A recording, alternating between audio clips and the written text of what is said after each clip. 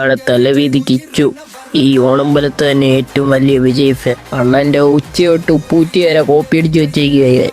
എന്തിനി ആ മറുകു പോലും വെറുതെ വിട്ടില്ല. വാരിസ് സിനിമയ്ക്ക് ഓസ്കർ കിട്ടണമെന്ന് പറഞ്ഞവനതായി.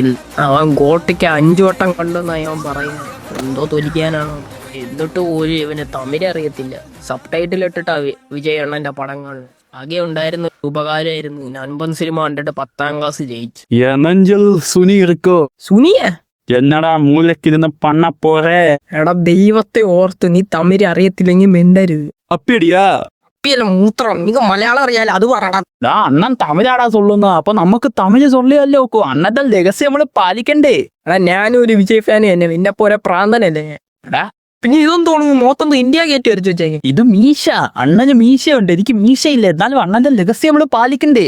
അണ്ണാ CM ആയില്ല. അപ്പൊ നീ കൂടെ ആടാ CM. ആടാ CM ആവോടാ. ഹായ് കാണിക്കണോ നിനക്ക്? CMന്റെ ഫുൾ ഫോം പറയടാ.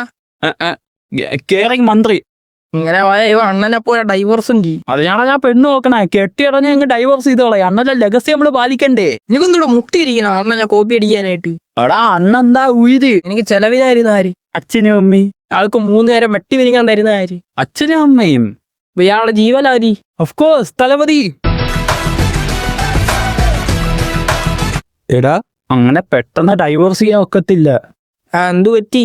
അല്ല, അണ്ണന് 2 മക്കളില്ലേ. അപ്പൊ പിന്നെ എനിക്ക് എന്റെ ചെരുപ്പ് അവിടെ.